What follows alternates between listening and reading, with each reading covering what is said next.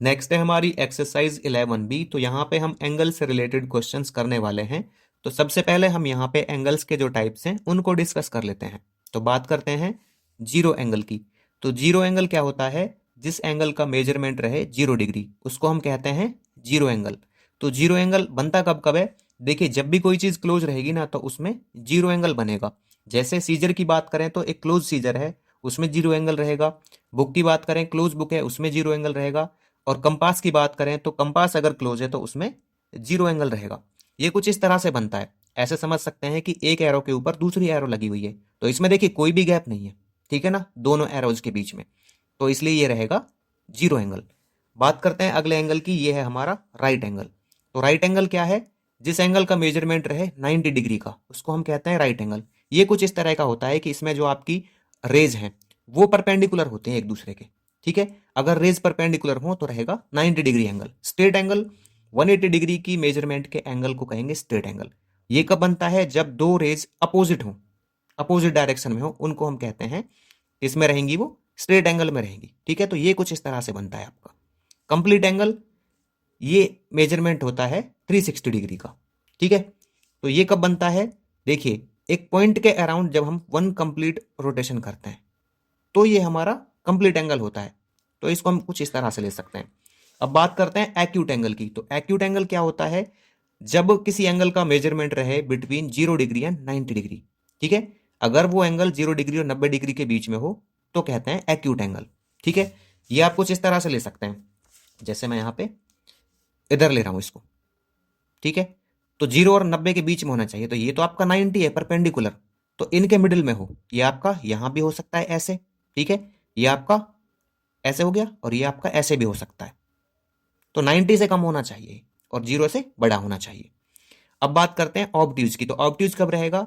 जब किसी एंगल का मेजरमेंट 90 से बड़ा और 180 से छोटा हो, मतलब इन दोनों के बीच में होना चाहिए, तब तो वो रहेगा ऑब्ट्यूज। तो ये ऑब्ट्यूज किस तरह से बनेगा? तो ये ऐसे आ सकता है आपका, ठीक है। देखिए 90 से तो बड़ा है ये, ठीक है। और 180 ऐसे बनता है ना, इससे छोटा है। तो ये एंगल आपका ऑब्ट्यूज हो गया, ठीक है। रिफ्लेक्स एंगल, जब कोई एंगल आपका क्या रहे 180 डिग्री और 360 के बीच में रहे तो वो आपका रिफ्लेक्स एंगल रहेगा। तो रिफ्लेक्स कैसे बनेगा? तो 180 से बड़ा होना चाहिए। देखिए, तो 180 आपका ऐसे होगा, ठीक है। तो इसको हम कुछ इस तरह से ले सकते हैं, यहां पे ऐसे, ठीक है। तो ये जो एंगल रहेगा यहां पे, ये आपका रिफ्लेक्स रहेगा। तो चलिए एक्सरसाइज 11B के क्वेश्चंस की बात करते हैं यहां पे। तो पहले क्वेश्चन में दिया गया है state the type of angles formed in the following pictures. तो यहां पे हमको इनका टाइप बताना है। तो देखिए, ये जो एंगल है, तो यहां पे बात की जा रही है द फैन इज क्लोज्ड। तो क्लोज जब भी कोई चीज होगी तो उसमें रहेगा आपका 0 डिग्री का एंगल, ठीक है। तो राइट कर देते हैं 0। अब देखिए यहां पे ये क्या रहेगा आपका? तो ये 90 से कम है। 90 आपका ऐसे बनता है ना, तो 90 से कम है तो ये रहेगा एक्यूट। तो मैं राइट करता हूं एक्यूट, ठीक है। आप ना एक्यूट और ऑब्ट्यूज को कुछ ऐसे समझ सकते हैं कि जिसमें बहुत ही कम गैप हो वो एक्यूट है, जिसमें 90 से थोड़ा सा ज्यादा हो वो आपका ऑब्ट्यूज है, जिसमें बहुत ज्यादा हो वो आपका रिफ्लेक्स है। ये देखिए यहां पे स्ट्रेट, यहां पे क्या है, परपेंडिकुलर है, तो इसलिए ये रहेगा राइट। ये यहां पे आपका 90 से बड़ा है, देखो 90 ऐसे रहेगा ना आपका, तो उससे बड़ा है ये, इसलिए ये आएगा आपका ऑब्ट्यूज, ठीक है। इसकी बात करते हैं यहां पे अगले पार्ट की, ई की। तो इसमें क्या बन रहा है? देखिए यहां पे स्ट्रेट लाइन बन रही है, इस पे ये एंगल बन रहा है, तो ये रहेगा स्ट्रेट, ठीक है। आगे बात करते हैं इसमें यहां पे, तो ये स्ट्रेट से ज्यादा है, स्ट्रेट से भी बाहर की तरफ बन रहा है, तो ये रहेगा आपका रिफ्लेक्स, रिफ्लेक्स एंगल बनेगा यहां पे। और ये यहां पे कंप्लीट एंगल रहेगा, कंप्लीट। क्वेश्चन नंबर 2 को देखते हैं यहां पे। तो क्वेश्चन नंबर 2 में क्या दिया गया है? इसमें हमको यहां पे जो ये पार्ट दिए गए हैं इनको बताना है कि कौन कौन से एंगल होंगे। तो पहले पार्ट में देखिए क्या दिया गया है, an acute angle at B. तो बी पर बनने वाला एक्यूट एंगल क्या होगा? तो जब इस फिगर को देखते हैं तो बी पे हमारा ये एंगल बनता है एक्यूट, ठीक है, इस टाइप से। तो ये आ जाएगा ई बी सी। तो मैं राइट कर देता हूं यहां पे angle E B C. An acute angle at E. तो ई पर कौन सा एक्यूट एंगल बनेगा? तो एक्यूट एंगल रहेगा यहां पे, ठीक है। 90 से छोटा है तो 90 तो हमारा ये रहेगा ना यहाँ पे, तो इससे छोटा है इसलिए ये रहेगा एक्यूट। तो क्या रहेगा? ए ई बी। देखिए या तो आप इसको ए ई बी कह लीजिए या फिर बी ई ए कह लीजिए। तो मैं राइट कर रहा हूं यहाँ पे ए ई बी। सी पार्ट देखिए इसका राइट एंगल। तो राइट एंगल कहां पे है? यहाँ पे ये बॉक्स दिख रहा है ना, ये तो ये बॉक्स किसका है? राइट का है। तो राइट करते हैं यहाँ पे A B E, angle A B E. D part देखिए, 3 ऑब्ट्यूज एंगल्स, तो 3 ऑब्ट्यूज एंगल बताने हैं आपको। तो पहला एंगल तो देखिए यहाँ पे रह गया, ये 90 से बड़ा है, तो पहला एंगल ये रहा बी ई डी, तो राइट करता हूं मैं एंगल बी ई डी। दूसरा एंगल ये रहेगा यहाँ पे, ठीक है, ये एंगल, क्योंकि 90 ऐसे बनता ना, तो 90 से तो बड़ा है ये, 90 आपका ऐसा था तो उससे तो बड़ा है, तो ये रहेगा B C D, angle B C D.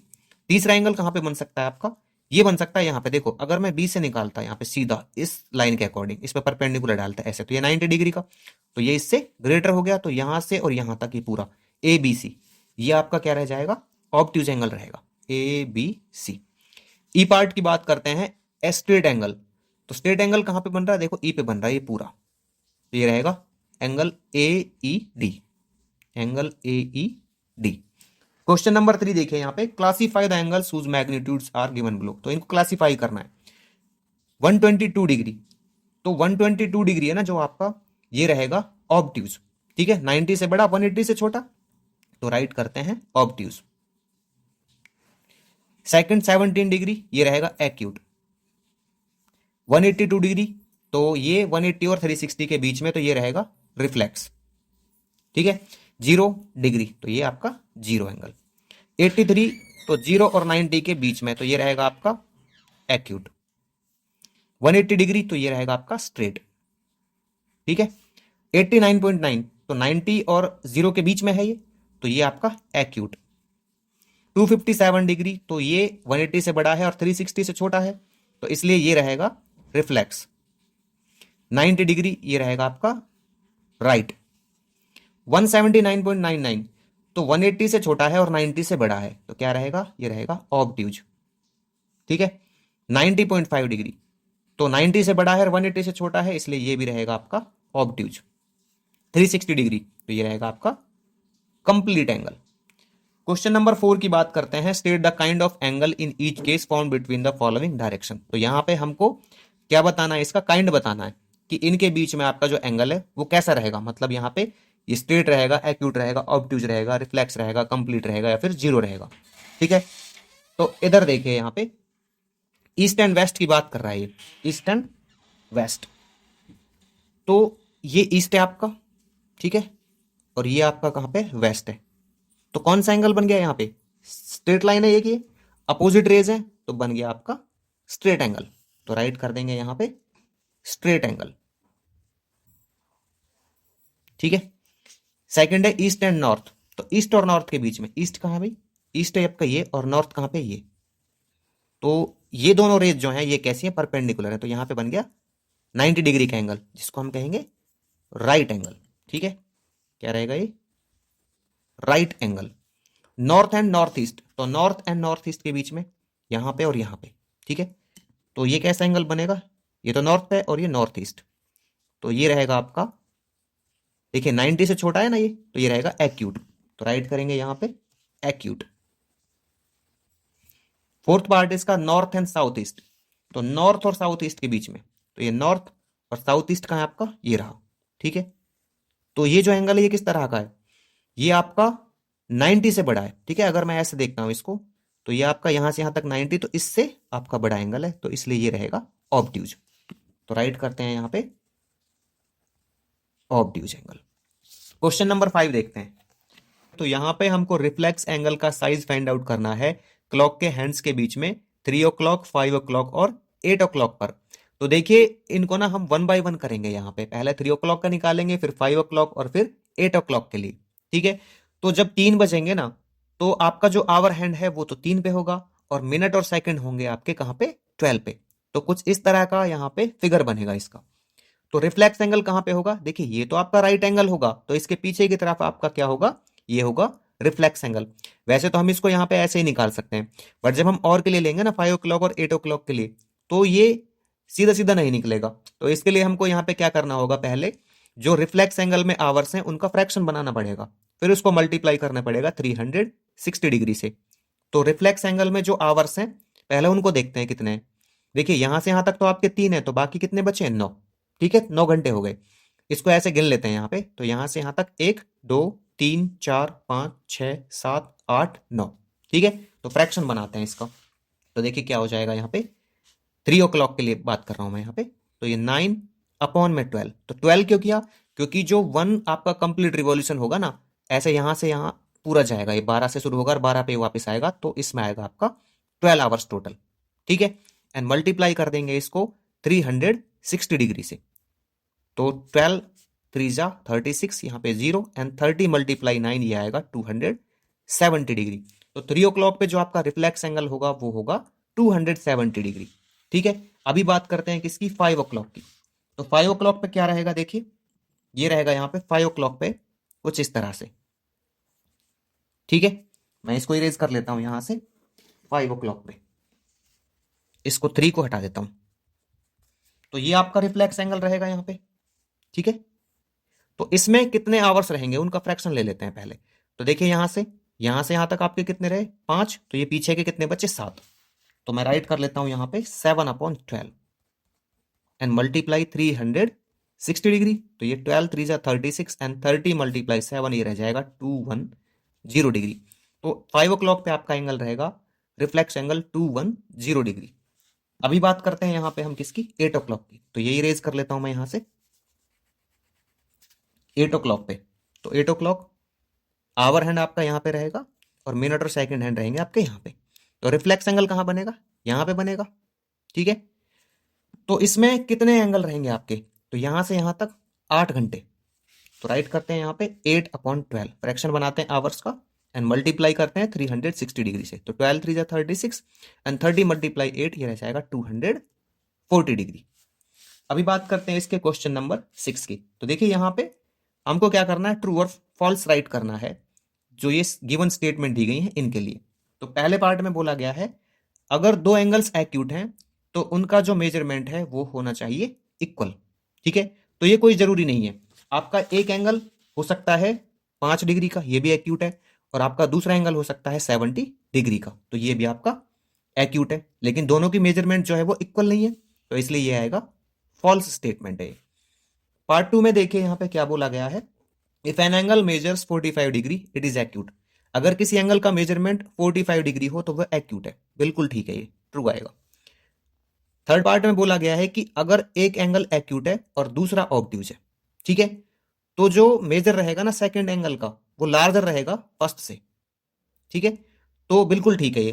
देखिए फर्स्ट एंगल बोला गया है एक्यूट रहेगा और दूसरा बोला गया है ऑब्ट्यूज, तो जो दूसरा एंगल है वो क्या रहेगा, लार्जर रहेगा।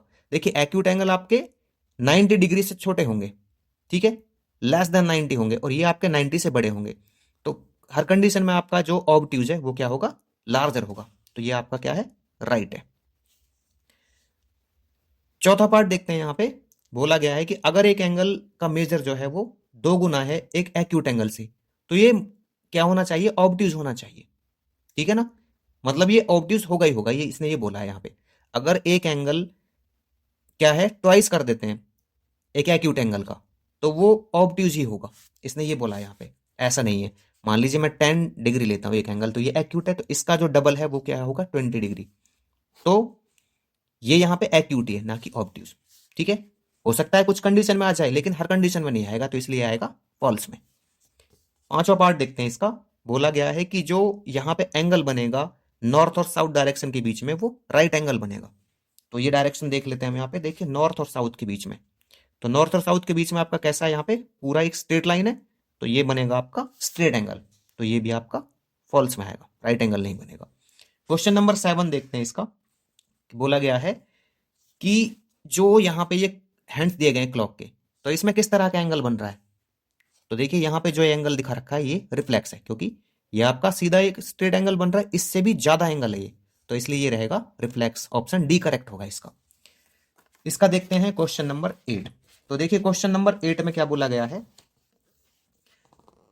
एक्यूट एंगल फॉर्म होगा हैंड्स ऑफ क्लॉक पे, कब होगा, 9 o'clock पे होगा, 4 o'clock पे होगा, 11 o'clock पे होगा, या 6 o'clock पे होगा। तो जब हम इसकी बात करते हैं यहाँ पे, ठीक है, क्लॉक की, तो अगर 9 बजते हैं, देखो यहाँ पे मैं इसको इरेज कर लेता हूं, अगर यहाँ पे 9 बजते हैं, ठीक है, तो 9 बजे क्या रहेगा, तो 9 बजे तो राइट एंगल रहेगा।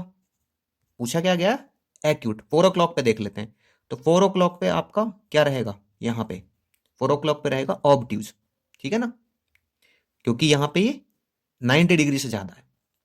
11 ओ क्लॉक देखते हैं, तो 11 ओ क्लॉक कुछ इस तरह से रहेगा आपका, ठीक है, ये यहाँ पे आवर हैंड और यहाँ पे मिनट और सेकंड हैंड। तो इधर आपका जो गैप है वो बहुत कम है, ठीक है, क्योंकि ये आपका 90 डिग्री से छोटा है, तो यहाँ पे ये 90 डिग्री है, तो 11 ओ क्लॉक पे आपका क्या रहेगा, एक्यूट एंगल रहेगा, ठीक है ना। 6 बजे तो आपका स्ट्रेट हो जाएगा।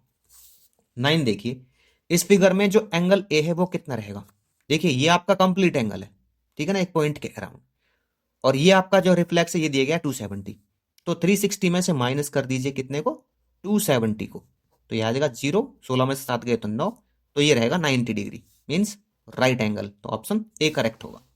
क्वेश्चन नंबर 10 है इसका, दो अपोजिट रेज के बीच में जो एंगल होगा वो क्या होगा।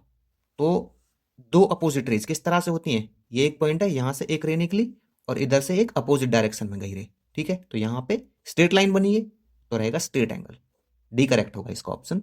11 देखिए, ऑब्ट्यूज एंगल कौन सा है इसमें से, तो ऑब्ट्यूज एंगल क्या होता है, जो 90 से बड़ा हो 180 से छोटा हो, तो इसमें जो आपका 92 है वो हमारा ऑब्ट्यूज एंगल है, तो ऑप्शन ए करेक्ट होगा। नेक्स्ट है इसका क्वेश्चन नंबर 12, तो यहां पे हमें दिया गया है कि दिन में जो हैंड्स हैं क्लॉक के वो कितनी बार एक स्ट्रेट एंगल बनाते हैं।